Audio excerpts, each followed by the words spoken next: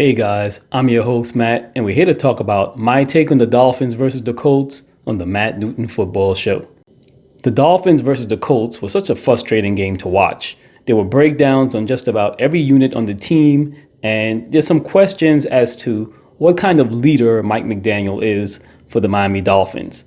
And I think it's a very good question, and I'm not sure if Tua coming back on the roster is going to make a difference in terms of how Mike McDaniel leads this team in the 2024 season and perhaps beyond.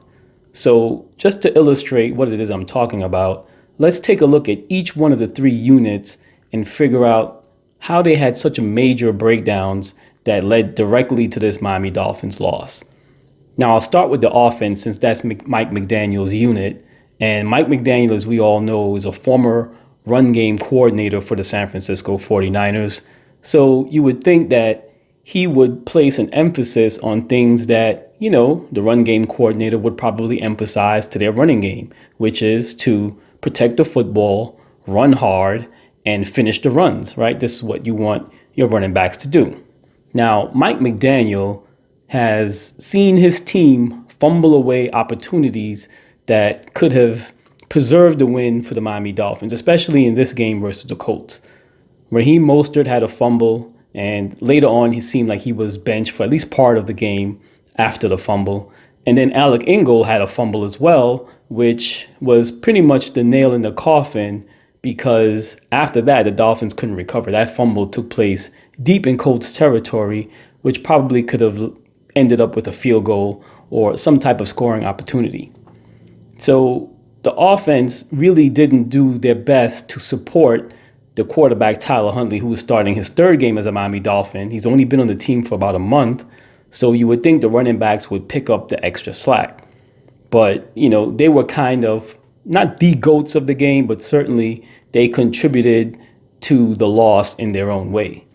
And then we have the defense. The defense somehow managed to, within the last few seconds of the half, allowed Anthony Richardson, who had been off target all day, they managed to let him complete two passes, one of which was a 33-yard pass down the middle of the field, right in the belly of the defense, to pick up enough yards that after he completed a second pass, they were able to get a field goal attempt, which they converted, which cut the lead right before the half. And the Dolphins at that point were pretty much in control of the game. They were up 10-0. It seemed as though they had the momentum going in their way, in their favor, but here we go. We have the Dolphins giving up a field goal at the very end of the half. And you can't really blame special teams on that. Danny Crossman has his issues on special teams, but that's not really a special team issue. The Dolphins defense allowed them to get in the field goal position in the first place, and, they got the points. But then you have special team errors, right? And then it comes back down to Jason Sanders. Mike McDaniel elected to kick a field goal on 4th and 1. And, that's probably bad coaching in terms of your offense. Now, the Dolphins had trouble converting 3rd and short and 4th and short. That's been pretty much the thing since Mike McDaniel's been the head coach here. But he decided to go for the field goal attempt instead of trying to go for it on 4th down. And, of course, Jason Sanders missed the 54-yard field goal. The field goal hit the left upright, and it clanked off the rim. And then all of a sudden, the Dolphins don't get any points for that possession. So, in a game where the offense of the Colts really has done nothing all game, it seems as though Anthony Richardson was well below 50% completion. I think he probably had maybe 150 yards on the day. And, he's doing nothing with the ball. The Colts decide, hey, listen, they decide to take the ball out of Anthony Richardson's hand because they realize he's having problems completing passes. He needs to rein him in a little bit. So they decide to run the ball more in the second half. And, Mike Goodson, their backup running back, their third string running back behind, the injured Taylor, and also Trey Sermon was the backup. So they got Goodson, the third string running back, to go in there. And he did a pretty good job. He averaged about 5.1 yards per carry. So, he had some breakaway runs here and there. And he kept the offense of the Colts ahead of the sticks. And then, of course, Anthony Richardson used his running prowess in order to, keep the chains moving. So they did just enough on offense to capitalize off the Dolphins' mistakes. And the Dolphins had their turnovers in their own territory. Then they had turnovers in the Colts' territory. And then, on defense, they had issues and breakdowns too, not just in coverage, but also finishing the plays. There were some plays where Chop Robinson got into the backfield using his explosiveness, but wasn't able to bring down the running back for a tackle for loss.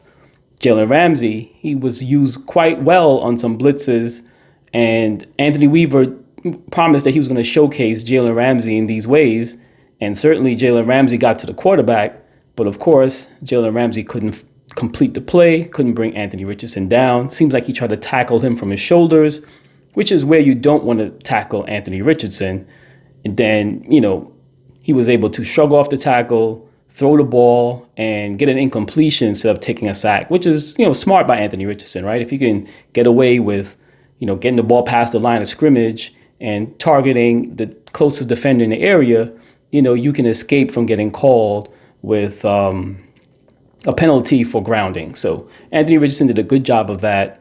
And Jalen Ramsey has to do a better job either getting him down or, stripping the ball, reaching for the ball so that, either he has to protect the ball and go down or he has to, give up the fumble or something like that. So you like to see Jalen Ramsey attack the football a little bit more than attacking the shoulders of a broad quarterback like Anthony Richardson. But, I do like the fact that Anthony Weaver was finding great ways to get pressure on Anthony Richardson using a variety of blitzes. Jordan Poyer also got in on the blitz, and I believe Jordan Brooks as well. So, he tried to blitz different people from different positions in order to create some chaos in the offensive backfield for the Colts. Unfortunately, for some of those plays, they didn't exactly stick the landing, but the effort certainly was there. So those were the miscues, I think, that really led to the Dolphins' loss. And, there were some good things that happened in the game as well. I mean, I thought that Raheem Mostert ran hard. I thought Jalen Wright ran especially well in that game versus the Colts. I think that the defensive tackles of the Miami Dolphins did a great job between Zach Sealer, Calais Campbell. Those two guys in the middle were basically, shedding tackles, shedding blocks, getting into the backfield, harassing the quarterback, tackling for losses. And, even Hand did a great job of getting in there as well, being a third defensive tackle. So the Dolphins up front, I thought, did a pretty good job. The linebackers were decent in coverage, but then again, Anthony Richardson isn't the best passer, so, you can only take so much from that. Kader Kohu had a good game. He was matched up oftentimes on Josh Downs, but again, Anthony Richardson isn't a great passer, so you don't know how many of those passes were late.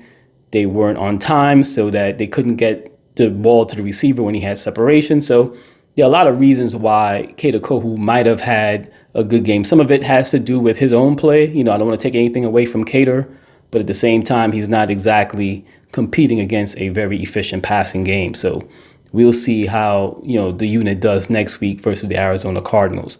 But all in all, I just thought that there was really a disappointing watch as a Dolphin fan. Not only did they give up the 10-point lead and end up losing the game, but also it seemed like on the sidelines, they didn't seem as though they were taking the game very seriously. There were some clips that were shown on the sideline where you saw Mike McDaniel interacting with Hill and Waddle, and there was some, kind of comedy going on. I don't know exactly what they were laughing at. I'm not sure if they were actually questioned by the Dolphins media. But, the fact of the matter is that this game was a disappointing game. The Dolphins should have come away with a win, and it kind of like reels me back to whether Tua Tagovailoa should have been put on IR to begin with, when if he had just sat out for 4 weeks, he could have used the 4 weeks the 3 games that he missed, plus the bye week, and then the Dolphins played previously on a Thursday, so that would have given him well over 30 days before the Colts game for him to rest and to recover. And I just thought that putting him on the IR was a bit premature. For the PR, I understand for the PR optics. I mean, I understand why they did it. But for the success of the team in the 2024 season, this is the game the Dolphins really needed. They already lost AFC games to the Bills. They lost AFC games to the Titans, now the Colts. So, that's not really a good thing when you're trying to compete for a playoff in the AFC conference and you're losing so many AFC games. So let me know what you guys think. Leave a comment in the section below, and I'll see you in the next video.